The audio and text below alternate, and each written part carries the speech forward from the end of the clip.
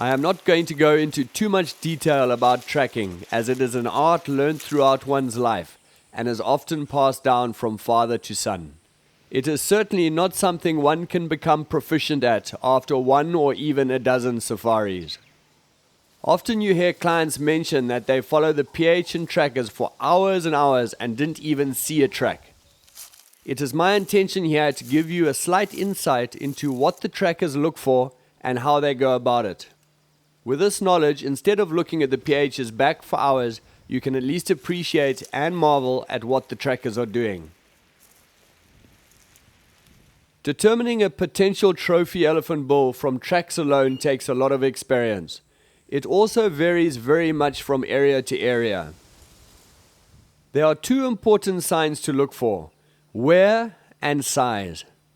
Wear is the most important of the two, as it indicates an old elephant and hence a potentially good trophy. Size is an indication of a big-bodied, mature elephant, but not necessarily an old elephant. However, one needs to have a standard minimum size to follow. In the Zambezi Valley, if I can fit 2 of my feet into the back track, it'll mean it is 20 inches and I'll follow it. The ideal track is a large track with good wear. There are 2 types of wear in a track that one looks for. Firstly is the wear at the back of the foot. As an elephant walks, he scuffs his feet slightly on the ground, and this over years and years creates a smooth surface varying from elephant to elephant and determined by how the individual elephant walks. This can clearly be seen on an old bull when looking at the track. It is normally a smooth section on one side of the foot continuing to the back of the foot. I have seen on really old elephants the back third being totally smooth. This wear is more noticeable on the back foot than on the front. The second type of wear encompasses the rest of the foot. This is the enlarging with age of the multitudes of tiny cracks that young elephants have, creating much deeper and more pronounced cracks and knolls. Terrain plays an important part in the amount and type of wear one can expect on a trophy bull. If you are hunting, for example, in Botswana or the Matetse blocks in Zimbabwe, which is predominantly sandfelt, then there is very little wear on the back and the side of the foot. You'll mainly be looking for the pronounced cracks and knolls.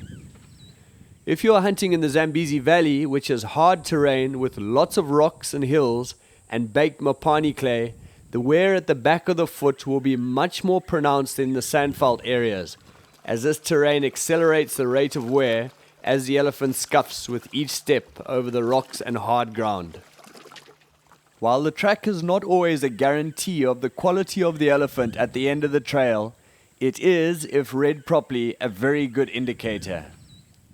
These pictures of the tracks that I have used to illustrate wear and size were in direct relation to the size of the trophy shot.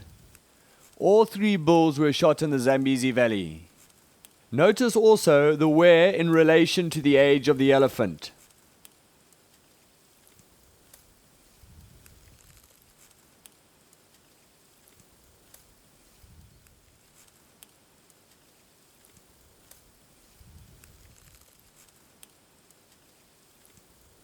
You can age an elephant to within a year using the lower jaw by determining which molar is in use and the amount of wear to that molar. When tracking, the trackers look for 2 types of spoor: ground spoor and aerial spoor. Ground spoor literally means the footprints left by the elephants themselves. If the terrain is easy for tracking, for example in the sand or on well-used elephant paths, then ground spoor alone will easily lead you to the elephant. A big elephant bull weighs up to 6 tons and his sunken tracks show clearly on bare earth. Aerial spoor means any signs left over from the elephant other than its own tracks, such as broken limbs and leaves which are left behind after feeding, bent grass, dung, and mud scrape marks. In harder terrain, such as in the valley, where often for kilometers there is only rocky areas with baked clay or short matted grass, which leaves no sign of the elephants having passed, this is where aerial tracking comes into play. Aging of the track is one of the most important decisions that the trackers and the PH will make, as it can result in a long, futile day of walking if the estimate is badly out. The trackers look at the two types of Spore, ground and aerial, before making this decision. On the ground Spore, or the tracks itself, one looks for what can be best described as the clarity or the freshness or crispness of the track. The elements all affects this, especially wind and time, but a good tracker can immediately look at a track on the road and know whether you can catch the elephant or not. Other things that the trackers look for on the track to give them a better indication exactly how old it is any prints on top of the elephant tracks themselves. For example, if there is nocturnal spoor on top of the elephant track, then it is clear that your elephant was there during the night.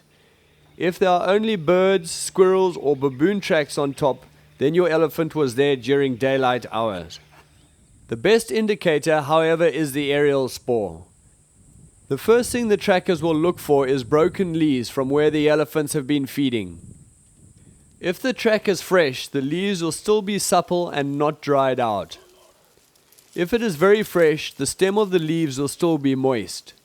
Good trackers will know how quickly different types of vegetation that the elephants feed on dry out in comparison to others.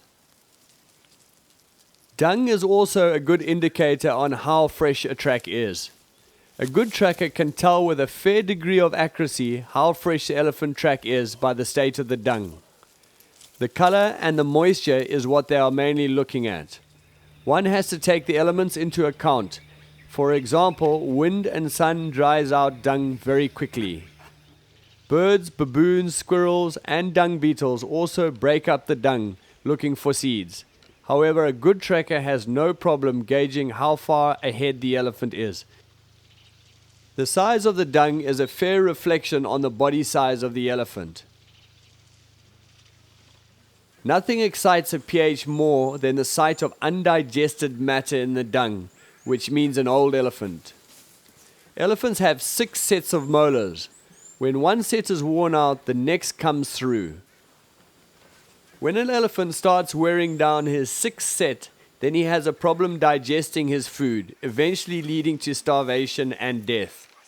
An elephant on his 6th set will be approximately 60 years or older and potentially a great trophy. When you are tracking, the two trackers will be in front, followed by the PH and then yourself in single file. If tracking is easy, then you'll be walking at a normal walking speed, which is about 4 kilometers an hour. There is no need to run on Spore unless your bull is making for the boundary or it is starting to get dark. I have found that the secret to catching elephant is sheer perseverance and determination rather than speed. If tracking is difficult and the trackers lose a Spore and have to circle around to pick it up, this is the opportunity to find some shade and have a rest. This happens more often around waterholes or trees and fruit that elephants have milled around and created quite a confusion of tracks. The longer it takes to find the Spore, the greater the circle the trackers and the PH will do to try and cut it. Often with tracking up to 6 or 7 hours a day, these are the important times to rest your weary legs. Once the tracks have been found, you will resume the normal tracking sequence. Even with the best trackers, you must expect them to lose tracks every now and then, especially during the midday when the sun is high and casting no shadow on the tracks. Especially when the tracks lead to and from a waterhole where other animals are drinking. This may take the trackers a while to sort out. If you are patient, they will find the tracks and you will catch up to your elephant. I have found that the average speed of tracking elephants is about 4 kilometers an hour. An elephant, when he is walking normally, is traveling at about 6 kilometers an hour.